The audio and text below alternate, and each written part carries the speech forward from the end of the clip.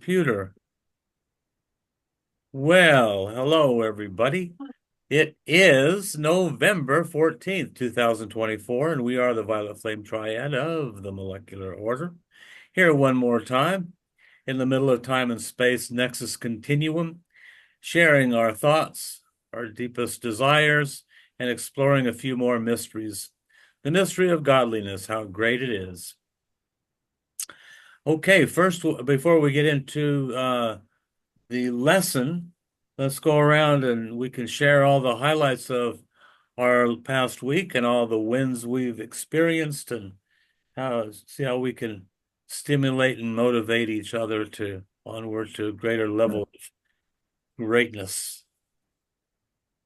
Ed, you go first. If you don't have anything, just make something up. We won't know the difference, will we? Well, today I winterized my greenhouse. Took the solar panels down and got it all ready for winter. Okay, then. You took the solar panels down, you're not getting much solar energy there now, or what? I put the but Well, I disconnected them, put them inside. I got one panel hooked up to keep the battery from going dead. Well, that's good. Hey, along those lines, I got 27 50-pound bags of fertilizer, top-notch fertilizer for half price, less than half price. So I was tickled about that. I said, hey, do you have any triple 10, triple 16? Well, let's go take a look, the gal said. So we went back into the warehouse and there was a pallet full of it. She said, well, how much do you want? I said, well, what kind of deal can you give me? So she said, well, let's see. She quoted me a price. I said, I'll take it all. I And what are you going to fertilize? got places to fertilize it. I got places to put it. I used a bag of it today on this guy's lawn. So that was my win. And I placed 10 books this week, 3 yesterday. I had a gal just to share.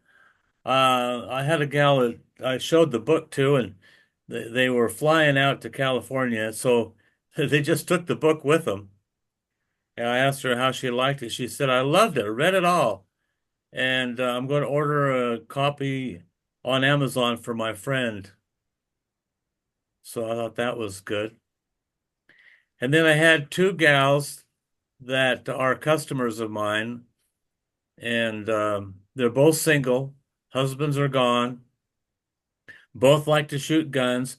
Both have um, travel. Both like to travel. Both have what are those where you have a timeshare? Well, they both have timeshares, and I hooked them up, and they're best friends overnight. They're having lunch on Saturday.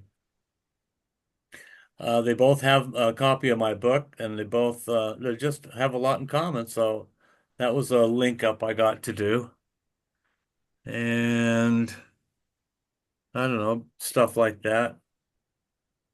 Uh, Getting good response from people reading that book on spiritual philosophy. So I'm having fun with it. I've ordered 12 more copies so I can get them out. Let's see. I don't know. I had a lot of good things happen this week. That's just to name a few until I can think of other things. How about you, Cindy? What's going on? Oh, not a lot going on down here for me. Just doing a bit of reading. I read a little bit more of the research, the avatar of synthesis, since we're going to be talking about it quite a bit. And anyway, found a compilation of probably most everything that DK has said about him in one document. I'll try to post that to the to our chat group if I can after this. Well, do you want to share some highlights right now, or do you want to wait till we go through the meeting? Yeah, we'll wait till we go through the meeting. I think. But anyway, apart from that, just got together with the family for the first time since I've been back with my family here yesterday, and that was nice. And my step granddaughter and I had an interesting conversation. She's very interested in alternative spirituality, shall we say. So, yeah, it's all good. Spirituality now, what does that mean? Well, it's not religion, Oh, just, okay. Well, alternative. All right. So she's a free thinker. okay. Yeah, yeah, she is. And so is her mother, my stepdaughter. So, Oh, cool. yeah. Awesome. Yeah, it's nice when you meet members of your family that think the way you do. Well, it didn't always. I have another stepdaughter-in-law who was an atheist 20 years ago, and we've had a lot of deep conversations. And I think, well, I know she's not an atheist now, so it's good. Well, this gal that I got my book to yesterday claimed to be an atheist, and I talked to her, and she goes, as an atheist, I'm rarely impressed by spiritual books, but she says, I really like this one. You're not trying to force religion down my throat. I said, no. I said, because I don't like people forcing anything down mine, so why should I? And anyway, so, even atheists, I said, well, you believe in energy, don't you? Yeah. Well, that's what we call God. Cause and effect and energy and what's going on around you. Our church is the be here now. Enjoy your life. I can go with that, she said. Okay, let's go get you baptized, I said. No, I didn't say that. All right. What about you, Ken? Been Oh, reading I'm just any Judy passages lately? yeah, well, I was last week, uh the angel of the presence came up, and so I typed those keywords in the DK's books with the program with all 24 books. And also I've been because it's the time of the full moon is tomorrow, and I've been working on doing like DK says to the day before and during the day of and the day after the full moon to say the great invocation. And it was interesting because here's what I found in one of the when I was on the angel of the presence for the keyword. DK says this in Discipleship in the New Age, Volume 2. It says the door where evil dwells will symbolically close through the sheer weight of public opinion and through right human desire. Nothing can possibly stop it. Thus, the original plan will be restored on earth. This is symbolically referred to in the Bible as the Garden of Eden. The angel with the flaming sword will no longer guard the door of initiation into the kingdom of God, but will be transformed into the angel of the presence. Simultaneously, the door into the world of spiritual reality will be opened before mankind, and the door where evil dwells will be closed. I thought that was interesting that I have that intersection of the great invocation and the angel of the presence in that one paragraph. The angel holding the flaming sword. So is that sword that opens the pathway to a higher consciousness as well?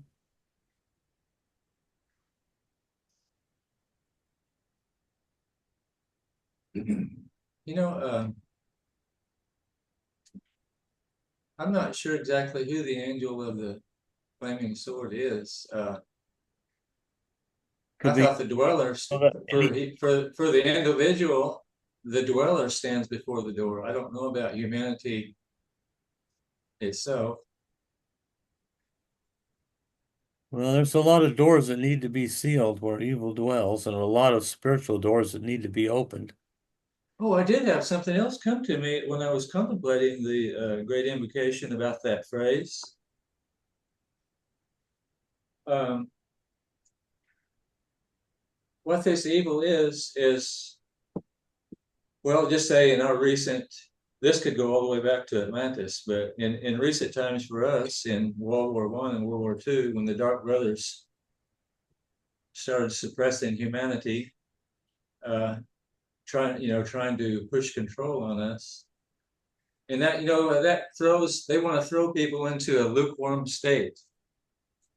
They're not in the path of involution or evolution. They just want us to hang there in suspension, be in control. And so that's where the real evil is. People just Forcing, people just drift. yeah, forcing humanity to drift in that lukewarm state. That's really a great evil. Well, that's where your comfort zone is. People are comfortable. Don't push me. Don't my mind's made up. Don't confuse me with facts. Don't make me think. Don't make me act on your thinking. Getting people to act is really a challenge, to act in a positive way. But, you know, that's not us.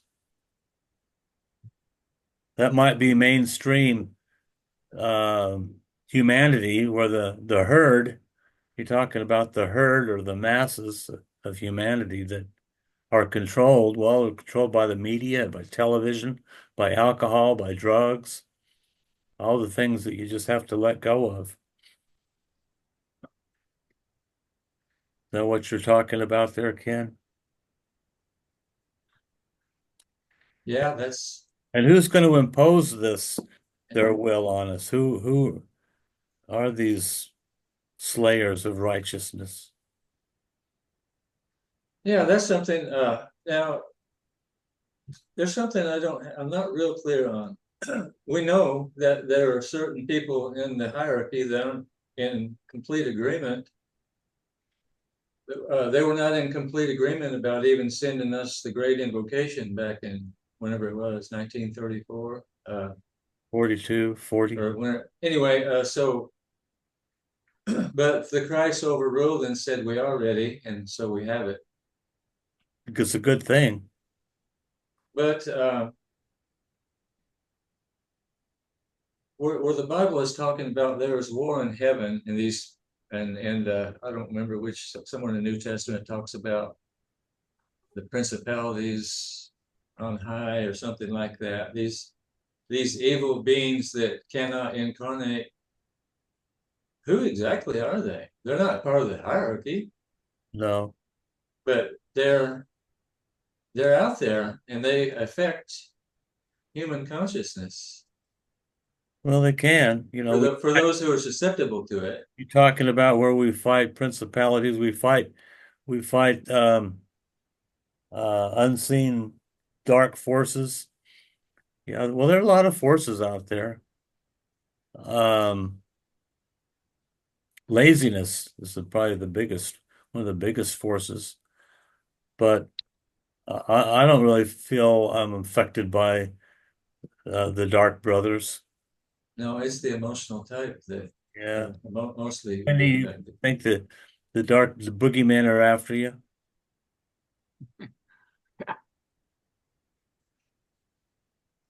Well, I think that I heard that the idea of sealing the door or evil dwells was related to cosmic evil. They weren't referring to bad people walking the planet.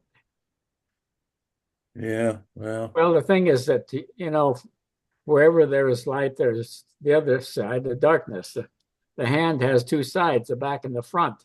There's the yin and the yang, and everything needs to be in balance. Oh, that's a good way of putting it. Well, let's see what we've got to say about the avatars that are awaiting a call from humanity. And we're on page 303 of the book, The Externalization of the Hierarchy, whose goal it is to link heaven and earth and create on earth as it is in heaven by sending down greater light and knowledge via revelation through different avatars. And avatars always take human form. And they can be overshadowed and they can overshadow. So, there is a strong link between the avatars who are messengers of light and humanity. And there are greater and lesser avatars, and there are avatars on the right-hand path, avatars on the left-hand path. We discussed all this last week. But here in this paragraph, he says, another and lesser avatar is also waiting a call from humanity. He is esoterically related to the avatar of synthesis, being overshadowed by him. Hey, that's what we just said. This avatar can descend onto the physical plane into outer expression and can thus step down and transmit the stimulation and quality of the force of the greater avatar, who can come no nearer than the mental plane. Who is coming? One may be, is not yet revealed. It may be the Christ, if his other work permits. It may be one chosen by him to issue forth, overshadowed by the avatar of synthesis and directed in his activities by the Christ, the Lord of love. In this way, the energies of both Shambhala and the hierarchy will be focused through the chosen coming one, whoever that may be. Thus, a triangle,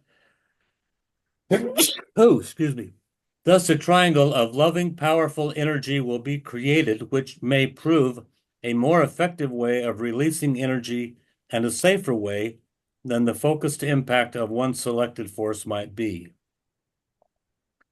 So we've got the Christ, Shambhala, and the hierarchy forming a triangle of energy, so they can help dissipate the force of it, so we won't be overwhelmed, can step it down.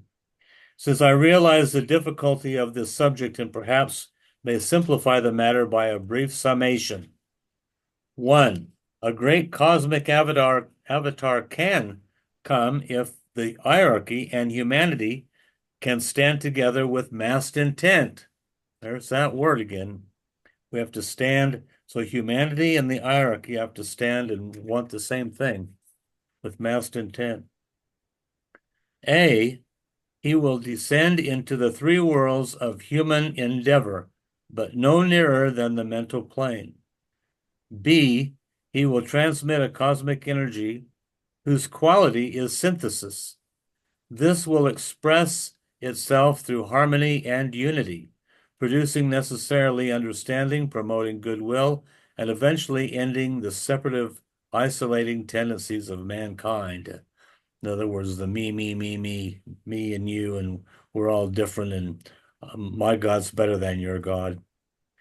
So what is synthesis?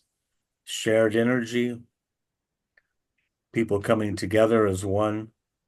Look it up. And C, his note and vibration can only be sensed by those whose individual note is also synthesis and whose life objective is the will to good. These are consequently the members of the hierarchy, the disciples and aspirants of the world, and a few of the men of goodwill. Okay. So there's a little summation. Any comments about that?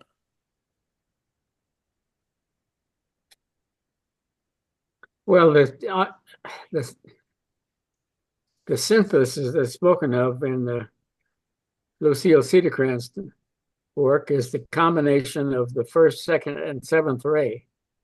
And I think it's mentioned also in the DK's work, the three avatars of the first, second, and seventh ray. But the synthesis isn't any of those things individually, but it's a synthesis of all of that.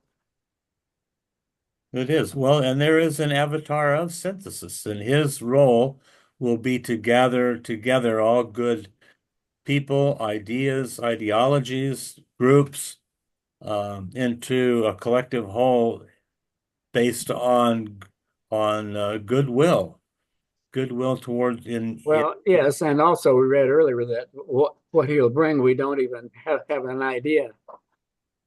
We're going to read more about him next. Let's see, Cindy, you want to read about a little bit more about avatars? Well, sure. But did we go over that principle of directed purpose part last week? I don't remember that. I had us No. starting at a different Yeah, spot. I don't think we did. And I think that's a really important thing to bring up. Well, why don't you read that? Okay. It's on bottom of page 302. Right.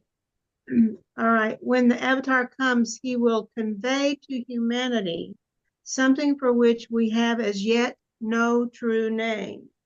It is neither love nor will as we understand them. Only a phrase of several words can convey something of the significance, and then only feebly. This phrase is the principle of directed purpose. This principle involves three factors. A, understanding, intuitive and instinctual, but intelligently interpreted, of the plan as it can be worked out in the immediate future. B, focus intention, based on the above and emphasizing an aspect of the will hitherto undeveloped in man. C, capacity to direct energy through understanding and intent towards a recognized and desired end, overcoming all obstacles and destroying all that stands in the way. This is not destruction of forms by force, such as is now being imposed on the world, but a destruction brought about by the greatly strengthened life within the form. Only the next 100 years will reveal the significance of this statement, and then only if the massed intent of the people evokes the avatar of synthesis during the next 12 months. I have called this being by this name because it expresses the quality and the objective of the force he brings and wields. Well, So, that is a good paragraph. I'm glad you brought that to our attention. so that's one of his main purposes, is bringing that, conveying to humanity that energy of the principle of directed purpose. And we don't really know what that is yet, apparently. Well, it says it's not love, it's not will, it's not anything that we could understand. So we'd have to kind of intuit as a principle, directed, something you Yeah. direct, a purpose. Now, JJ broke that down in an article, and how did he? Well, I know what it was. He compared the definitions of what DK is talking about with the principle of directed purpose, and compared that with the definition of faith in the Bible. Of what? And faith. Faith? Yeah, faith. And the definitions are very similar. It's pretty interesting.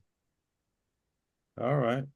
That faith, and so you could say in a way that at least part of the meaning of the principle of directed purpose is true faith, not the blind faith that the world thinks is faith, but the true faith to prove a thing to be true, to wait and see it happen. Well, not just wait and see, Well, but wait until, it you would know, imply a little bit of action because he talks a lot about standing with massed intent. So it's focused on what is it that we intend to make happen, manifest, or create. Well, I think it also requires that we understand what we're given as the plan for humanity, the plan for this planet. We know that the solar system has a plan. The Earth is not a divine planet, but it would seem that the goal is to become a divine planet. Well, yeah, yeah. that'll Yeah, that is that in simple words, that's the easiest way to say it. They're going to turn this prison planet into a divine planet. that'll happen via the gathering of lights. That's the power of the gathering of lights is Well, I'm pretty sure that the molecule, the gathering of the molecules, yeah, lights coming teleport. together Yeah. in in an organized arrangement or an order. Well, I think the order is already laid out for us, and we're the fifth subrace of the fifth root race. And by the time the seventh subrace of the seventh root race comes about, I think the plan will have been brought into being. Well, it's laid out in the fact that people come together in groups, whether it's triads or groups of 5 or 10 or 12. There are different numerical arrangements, many of that are all very powerful. But that's where synthesis comes in. When you have a group of 12, let's say, or 12 couples, they have to synergize or synthesize their talents and resources and their energies into a collective with a divine purpose, and that's massed intent, which also fills the wording, the principle of directed purpose. So bringing people together into organized groups or associations is what I think is the principle of directed purpose, because we're directed in that direction. At least I can speak for myself. Well, that's the framework that has to be established. And upon that framework, there has to be some work to be accomplished. There has to be some vision of what is the next Right, we have that. We have task. that vision, and that's to create groups of molecules of 20. Okay, let's grant you that. Let's say after that's done, what's the next step? Well, let's just get there first. Well, Oh, a yeah, while ago I read This is a long mass. hang on, getting groups of 12 together.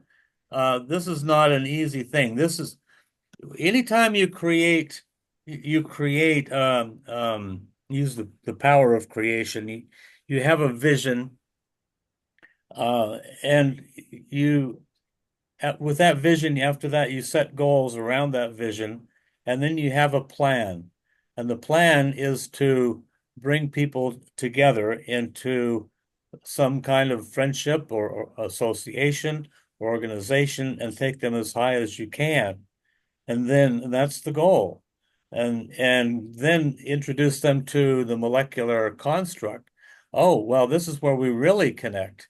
This is where we make covenants with each other to always be there for each other. So you have to take humanity step by step by step.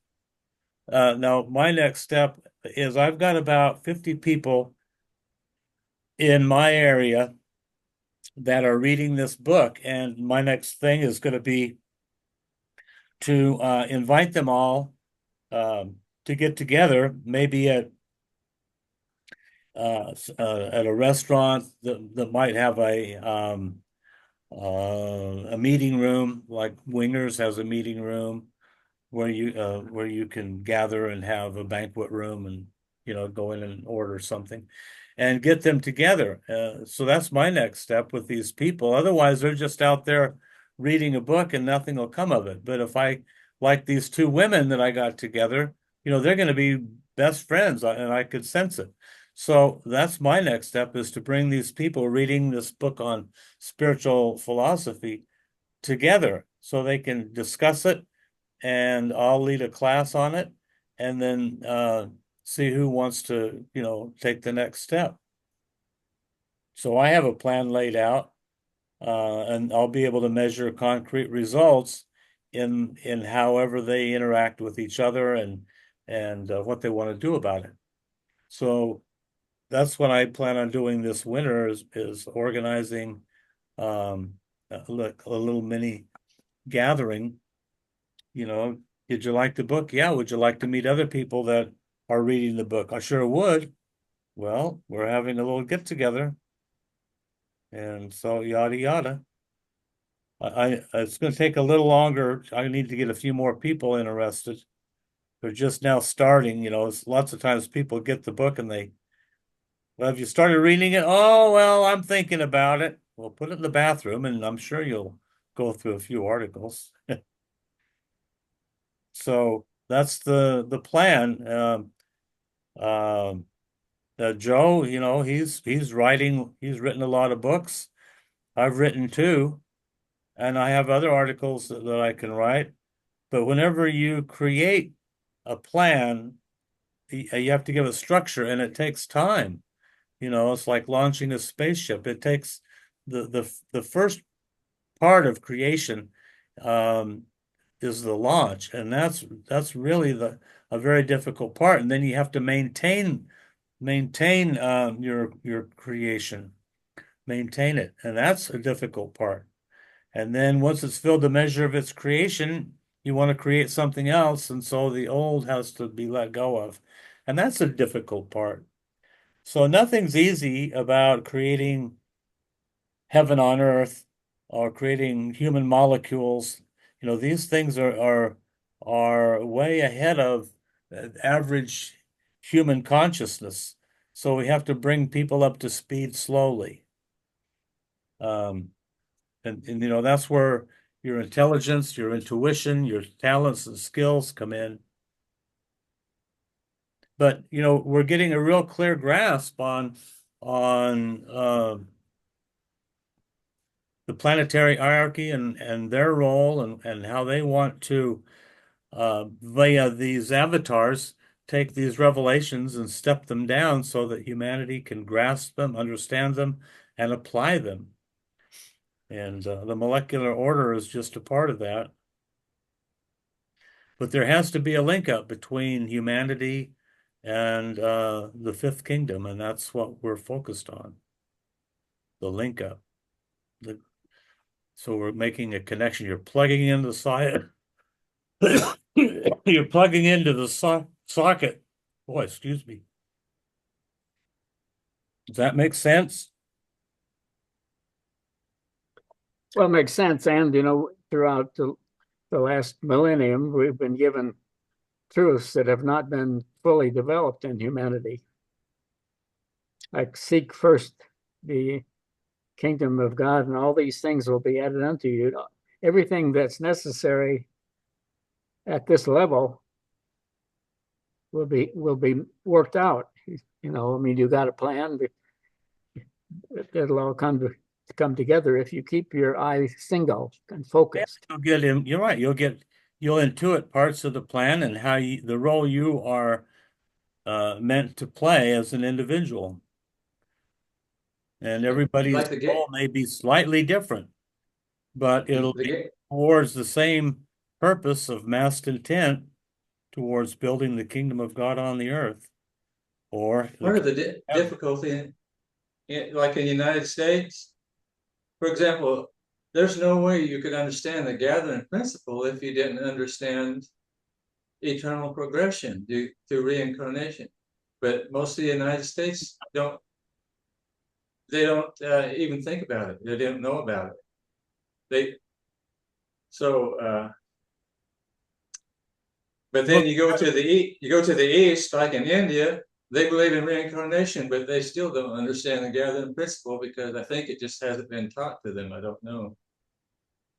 Well, all religions kind of devolve into some sort of ideology and idol worship, or Yeah. Well, the gathering principle has been taking place since there were the first families formed tribes, which formed communities, which formed small cities, which, evolved into greater gathering of people. There's always been a gathering, and then out of one gathering, once it reaches its apotheosis or its highest level, then certain members that have been from that grouping or civilization will gather and move into another domain, kind of like what happened in the building, like you were saying, the building of the United States was a gathering of the greatest minds from Europe and England came over here, wanting religious freedom, wanting social, political, economic opportunity that was not afforded to them, even though at one point those cultures, those civilizations were the highest that man could evolve into, but then they reached a point where they could evolve no further. So the brightest lights left, came somewhere else. And, now we are um, um, in a place where we can, because of the freedoms that we have, we can create heaven. We can create the kingdom of God on the earth right here, even though there's a lot of bureaucracy in our country and there's a lot of evil men at the top politically. There are a lot of good men too, a lot of good people. So, what can we do? Well, just exactly what we're doing. We have a tremendous opportunity that people in other countries don't have. A lot of other countries don't have. They probably do in Australia. Don't you have a lot of opportunity for social development and expansion in Oh, Australia? sure. Yeah, it's very similar to the States in a lot of ways here.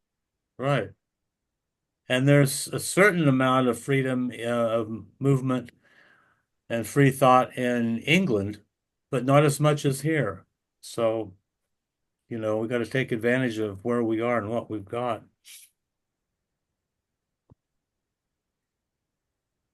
Because we've been given a lot of information, a lot. So we're on to number 2, I think, aren't we? Thanks for bringing that other paragraph to our attention. I thought we covered that last week, but I see we didn't. So we're on to number 2. Ken, you want to read a little bit there? A messenger or avatar of equal rank to the Christ in the hierarchy, or possibly Christ himself, may come forth as the representative of the avatar of synthesis and his transmitting agent. A. This lesser avatar works today as one of the senior members of the Great White Lodge and is in close touch with the Christ, with the Manu, and with the Lord of Civilization. The Master R, he will work as the coordinator between the hierarchy and Shambhala. He will fuse and blend in himself, through the quality of his own life, the 3 great energies: the will to spiritual power, the will to love in its spiritual connotation, the will to manifest spiritually. B, the antiquity of the achievement of this coming one is to be found in the name applied to him, which is found in so many of the world scriptures, the rider on the white horse.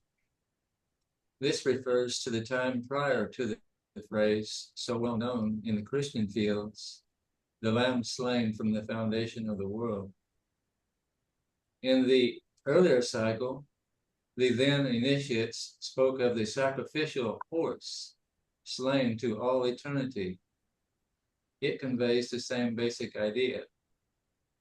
C, this avatar can descend to the physical plane and thus appear to lead his people as the prince who leads through war to peace. D, the whole problem before the hierarchy and humanity today, in connection with the coming avatar, can be summed up in the following 4 questions. Can he bring the energy of synthesis with him, thereby bringing about rapid changes?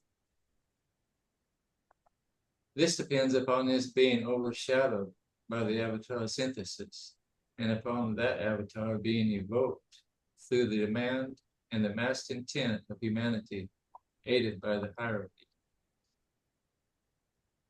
Will the demand of the people be strong enough to evoke the higher potency, or will it be too feeble because of the failure of the world disciples and the aspirants to focus this massed intent throughout the planet?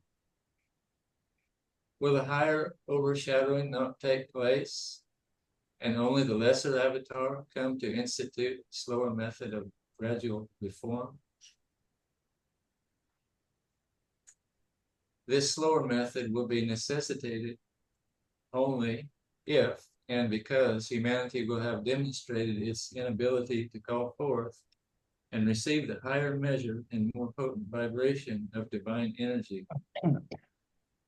It is entirely for the decision of the world disciples and aspirants, not the decision of the poor, bewildered, deluded humanity.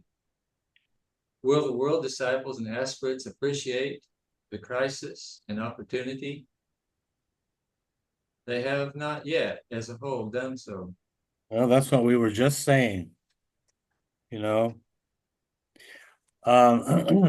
Maybe our role is just to wake people up, wake them up, give them a little bit of meat to chew on, let them know that, hey, we got to prepare for times ahead. Everyone is waiting for someone greater than themselves to appear in one form or another.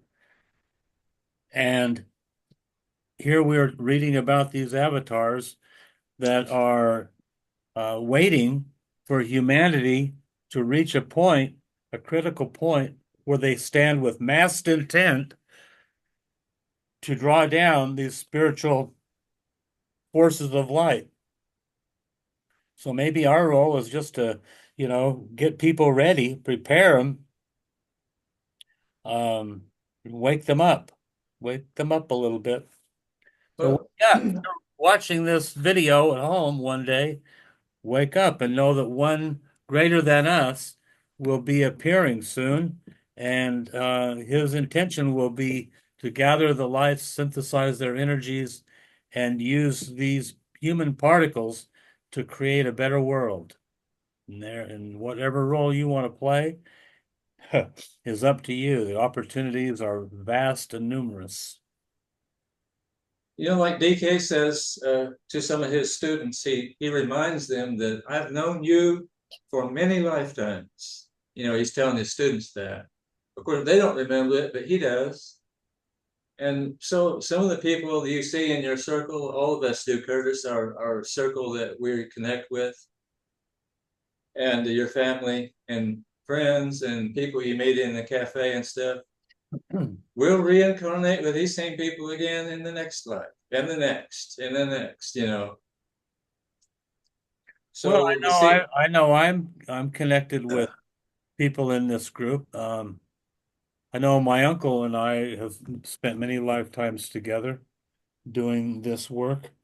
This is kind of an incarnation of completion, when we can actually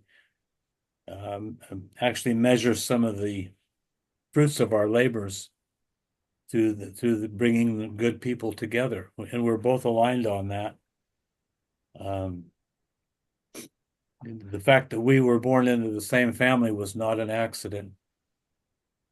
And there are people that we will bring into this molecular order that we've known before. And there'll just being like an understanding, a sensation that, hey, I've known you before. Whether or not this group has known each other, we still have a strong affinity, a strong friendship, a strong bond of love and light that holds us together.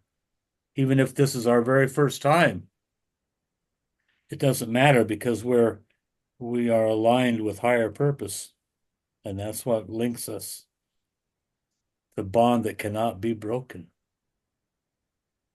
Can't be broken, Ed. We're in this for the long haul. And, it's come to my attention that many come at times of great transition, in times of changing from one age to another because of the past experience. Yep. The times they are a changing. So why don't you read on about how we're gonna change with the hierarchy as the hierarchy stands with massed intent.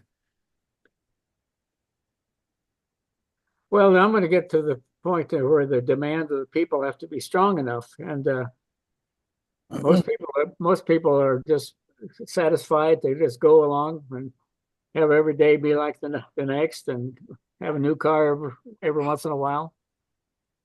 And can you please come to Sissy's birthday? Okay. I've got a little child here asking me a question. Oh boy. See you later. Well, I'm in no hurry to get a new vehicle. I have a 2011 Dodge Ram pickup. Well, you got too many cars now. I got all I need. That's the one I drive, Dave. Yeah, I got more than what I need. I need to get rid of one of them. I know it. We'll have to But put the dump truck to good. people I've known in California, well, one of the guys, he said, well, I'd like my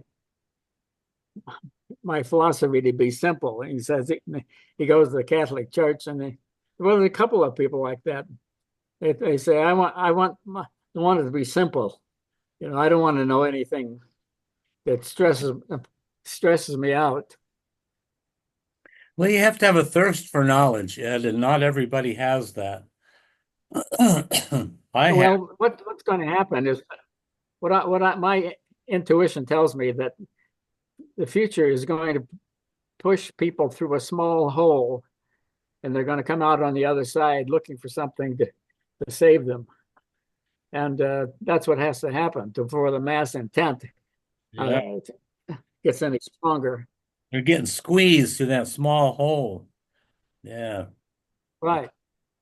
Hopefully they come out on the other side in one piece. Okay, number 3, the hierarchy today stands with mass intent. The cry of the masses is rising up to the very gates of Shambhala. And I take my glasses off so I can see. It is stronger far than the demand of the spiritually oriented people, the disciples, the aspirants, the men of goodwill. They seem, from the viewpoint of hierarchy, to be overcome by inertia. And that's what I'm saying. Overcome by inertia. There you go. They're the drifters. To be engrossed by their theories and idealisms, and to the blind to the issues at stake. Can they be aroused? Can they stand with focus intent, strenuous physical service and activity, and determined effort to struggle even unto death for the defeat of evil? Can they preserve the inner attitude of love and non-separateness? Can they relinquish all for love of humanity? Can they sacrifice everything for the cause of freedom and for righteousness? This is a problem confronting those who are working for the appearance of the greater and lesser avatars who can at this time save humanity if humanity desires salvation, and will take the needed steps. Well, what are the needed steps? Because, I think we can all conclude that the people around us, like you say, they get up, they go to work, they come home, have dinner, watch TV, go to bed, get up, go to work, come home, eat dinner, watch TV, go to bed. and on and on. And then Sunday they might go to church where it's inculcated into their consciousness a certain regimented ideology, a doctrine, which they didn't think of up themselves, but it has been foisted upon them by whoever they esteem to be their authoritative leader, and they don't think for themselves. And if it was left up to them, nothing would ever happen.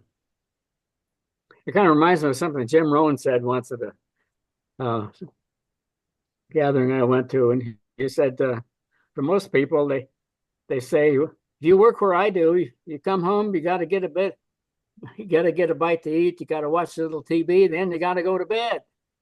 And Jim Rohn says, I can tell you what his bank account is. In Yeah, other words, he's not getting very far ahead. not getting very far ahead.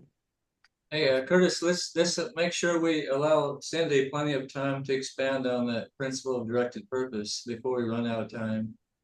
I think Oh, now would be an excellent time for that. Thank you, Ken. But yeah, I had some tapes by Jim Rohn too, the motivational speaker he was. All right, go ahead, Cindy. well, I don't know that I know any more about the principle of directed purpose per se. You probably know more than I do about it, Ken. No, I don't have a very good memory. I've read about it, but I couldn't quote it to you.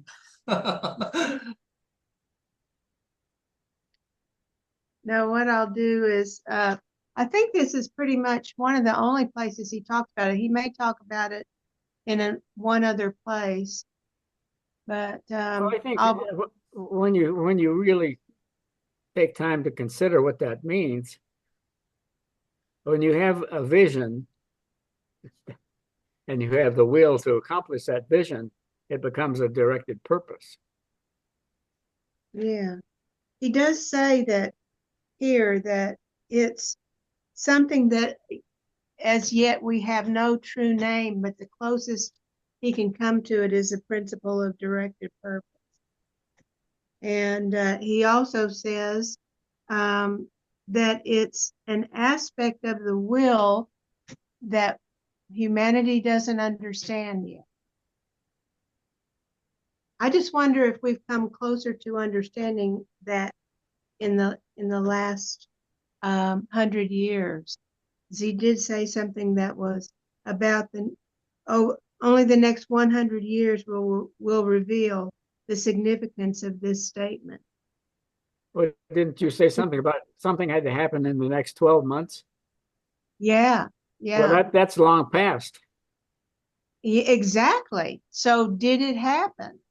Did the people of that time invoke him enough to where this is going to actually happen with the avatar of synthesis? I think, hasn't JJ talked about that, Ken? That it did happen? Well, What? yeah, I don't remember for sure. Me either. But So I'm thinking, I wonder if DK was hinting that a certain amount of people needed to pass through initiation at a certain level. Maybe there needed to be a certain amount of fourth degree initiates in the 1930s or whenever he was writing about that, because this seems to me, before you could really have the ability to direct purpose, you'd have to have a closer link to your monad. It's kind of like a director leading an orchestra. You have to have key players in the orchestra that can play the instruments effectively in harmony. Yeah. And then you have the director, and he's directing. His purpose is to create beautiful music, and he has to have the right number of qualified participants or players. But he is applying this principle of directed purpose, and the end result is to create beautiful music.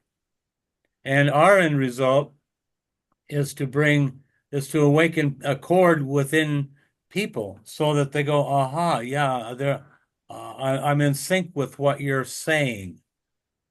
I think that's how I'm seeing it. I'm just wondering if what Ken mentioned earlier about faith, that if this aspect of the will that we don't quite understand yet has something to do with faith. Because really, when you think about it, it takes an some will to have faith, and kind of a bit of willpower to have faith in certain things. Well, willpower is always necessary, but in my experience, I had the willpower to reach the next step in my awareness when I was like, well, first of all, when I was a teenager, and then later on when I was 29. And just making the commitment to myself, it opened many doors for me, many things that I wouldn't have expected. You have to have the will, and to have the will, there has to be some intelligent knowing about what it is that you're willing toward. You have to have a vision. Yeah, I was thinking, I was reading JJ's rewriting of the molecular relationship and how purpose that the love wisdom and the active intelligence, the light and love, they came forth from purpose, and then from the active intelligence came the four attributes, the other four rays, and so they descended into matter, and now we're on the disciples are on the turning around and going backwards up again, and so as we go up, first we go into the higher mind, the higher manas, the lowest part of the spiritual triad. And I think this is what DK describes as the hall of learning, this active intelligence. It requires a lot of study, lifetimes and lifetimes of study, which I'm sure we have done in the past. And that puts you, and then faith, he says earlier around 294, faith is only as good as it inspires you to take action. Faith without works is dead. Yeah. He said, in every land there is a growing recognition that when mankind reaches a psychological point where, having done all they can do, there is naught to do but stand, then some expression of the divine determination to intervene will appear. That will create the space for an avatar to introduce greater light and truth and knowledge. But we have to do all we can do. So, blind faith is not what he's talking about. It's faith that precipitates action towards a certain direction, towards a certain goal. Yeah. And like Ed says, towards a certain vision. So you start with vision. Where there is no vision, the people perish.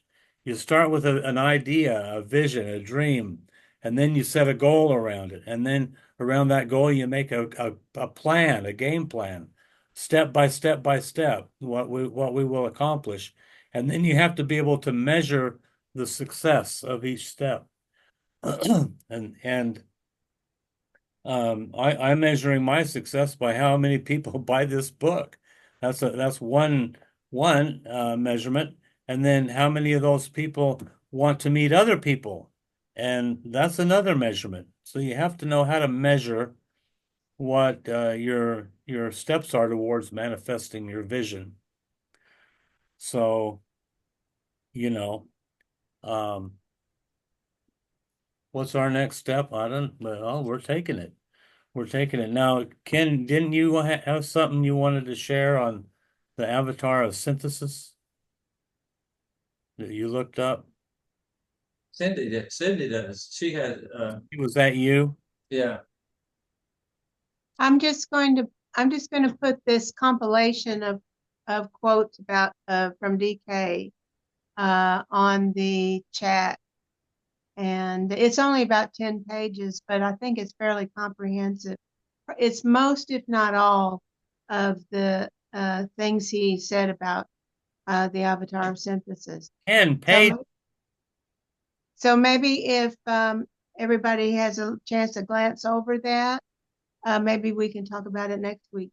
Oh, that sounds good. Well, Okay, so one thing you could do is load it into the file section on the molecular group, and then people could make a copy of it. This requires a lot of stuff on the computer that I may not be able to do. I can try to do that. Well, But, if you just go to the molecular group and there's I will section definitely called put it. the section Yeah, called files. Yeah. And one of the things says upload a file. You click on that, and it opens up everything you got stored in your documents, and you just I'll check, try to do that. pick one. yeah, or give us a link either way. I'll definitely put it in the Violet Flame chat group if I can do Put it in a that. Violet Flame, and then we can disseminate it. You can pass it out to everybody else, Ed. Yeah, it's only about 10 pages. I but can- Several years ago, I posted two different articles about the avatar of synthesis, and so it may be similar to what it may be we the already same. have. Yeah, it's just a compilation of everything, or pretty much everything. Where did DK you said. get it from the book on a compilation? No, I got it from the Makara website, which is Michael Robbins' Right. website that he started, and which is fabulous. Anyway, he had a bunch of compilations on various subjects that DK talked about on there. And this you could, to save space, you could just post a link to that page on Makara. Oh, I could do that. Yeah. Okay. Yeah, we'll put a link on, and then we'll all read it, and we'll talk about it next Thursday. Sounds like a plan, Stan. And then the Thursday after that will be Thanksgiving, so we'll take a little break and spend time with family. So, well, okay, so this is good. We stand together as a Violet Flame Triad with massed intent to fulfill a greater purpose and to wake up humanity. That's our calling, to sound the trumpet that wakes them up. And you are the trumpet, Ken. You're a trumpet. No, you're the trumpet. Cindy's a trumpet. Ed's the trumpet. To the top about trumpet to not dump it, but to wake people up. Ken, you're a waker. You're a kamikaze unto yourself as well. So Well, I'm just stumbling through. yeah, but at least we're not stumbling blindly. We may stumble a little bit, but we're all in this together. We pick each other up. Yeah. And have some fun doing it. Have some fun. I'm having fun with this. And fortunately, my wife's very supportive in backing me up when I'm introducing this book. Oh yeah, you got to read this. This is really good. So she's getting a kick out of it, and she's seeing some of the results. So we're having fun, building the Gathering of Lights is not just supposed to be hard work. It's supposed to be a joyous, blissful endeavor. And you're supposed to ignite the light of your own soul as you do it. So there. All right. Well, I think we've all spoken pretty much evenly this evening. But Ken, would you like to close this meeting out doing a little some ohms and a mantra of your choice? Okay, I'm gonna go with the great invocation because we're full moon is tomorrow. Awesome.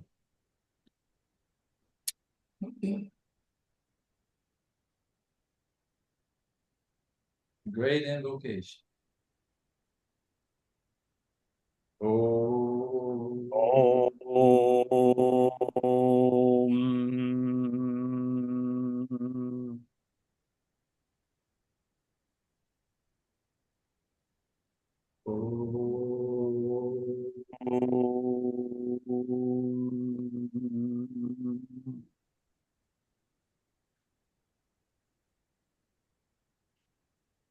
Om.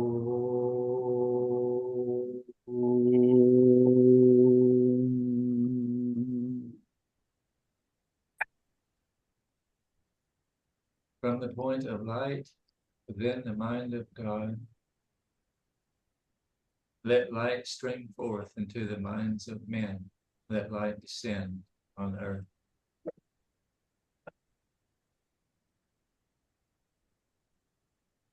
Om.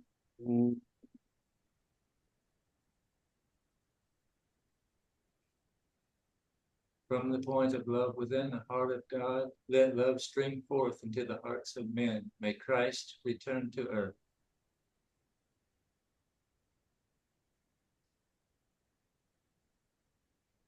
Om.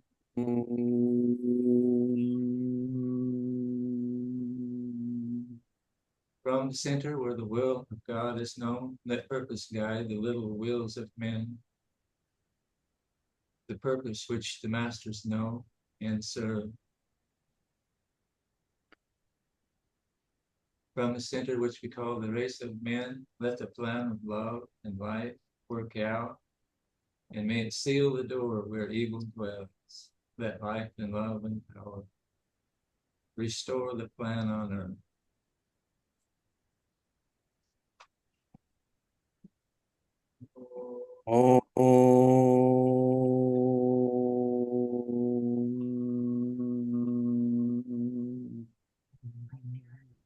Thank you, Ken. May we all go forth this week and do our part to restore the plan on earth, whatever that part is. Use your intuition. Trust your intuition. Trust the God within you to speak to you as your own personal avatar, and it will reveal to you the next step that you have to take individually and that we have to take collectively as a group and as humanity. Let's go forth and wake people up to a greater measure of light and love and power and fulfill the will of God on this planet. You're So be it. Cindy, very powerful woman you are. And you're powerful too, Ed. You're a bright and shining light. See you all next week. Love you. And Ed Love and Ken, you're a bright light too. Yeah, love you guys. You're Okay. right, like.